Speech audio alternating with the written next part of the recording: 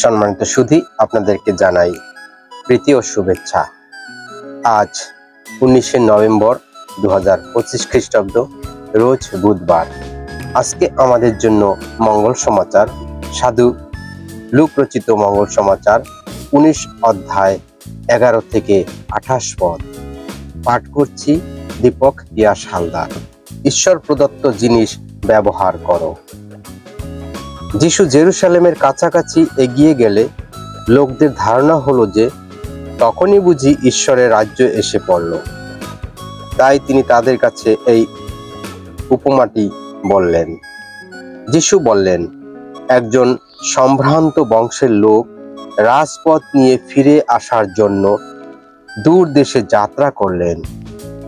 যাবার আগে তিনি তার 10 জন কর্মচারীকে ডেকে প্রত্যেকের হাতে একটি করে মোট 10টি মোহর দিয়ে বললেন, আমি ফিরে না আসা পর্যন্ত এই দিয়ে তোমরা ব্যবসা করো। কিন্তু তার প্রজারা তাকে ঘৃণা করত, আর তিনি চলে যাওয়ার সঙ্গে সঙ্গে স্থানীয় লোকেরা একজন প্রতিনিধির মাধ্যমে বলে পাঠালো, আমরা চাই না যে এই লোক আমাদের রাজা হোক।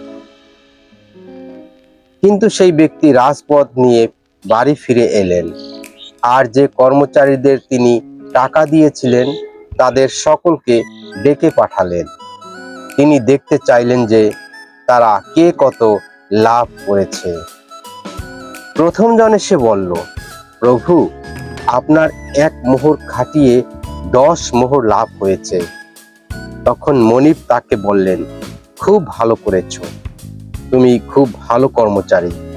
তুমি অল্প বিষয়ে বিশ্বস্ত ছিলে, তাই তোমাকে 10টি শহরের শাসক হিসেবে নিয়োগ করা হবে। এরপর দ্বিতীয় জন এসে বলল, প্রভু, আপনার 1 মোহর খাটিয়ে 5 মোহর লাভ হয়েছে। তিনি তাকে বললেন, তোমাকে 5টি শহরের শাসনভার দেওয়া হবে। এরপর আর একজন এসে বলল, প্রভু, এই নিন আপনার মোহর। এটা আমি রুমালে বেঁধে আলাদা করে রেখে দিয়েছিলাম। আপনার বিষয়ে আমার খুব ভয় ছিল, কারণ আপনি খুব কঠিন লোক। আপনি যা জমা করেননি তাই নিয়ে থাকেন, আর যা বোনেন না তার ফসলও কাটেন। তখন তার প্রভু তাকে বললেন, তোমার কথা অনুসারেই আমি তোমার বিচার করব। তুমি একজন দুষ্ট কর্মচারী। তুমি জানতে আমি একজন কঠিন লোক।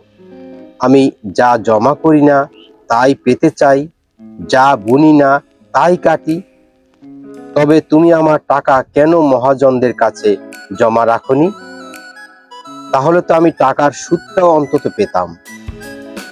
আর যারা সেখানে দাঁড়িয়ে ছিল তিনি তাদের বললেন, এর কাছ থেকে ওই মোহর নিয়ে নাও, আর যার 10 মোহর আছে তাকে ওটা দাও।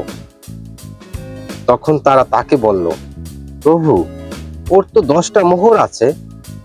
প্রভু বললেন, আমি তোমাদের বলছি, যার আছে তাকে আরো দেওয়া হবে, আর যার নেই তার যেটুকু আছে তাও কেড়ে নেওয়া হবে।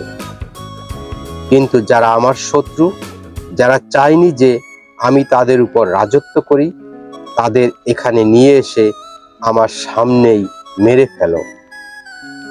এইসব কথা বলার পর যিশু জেরুসালেমের দিকে এগিয়ে চললেন। খ্রিস্টের বাণী।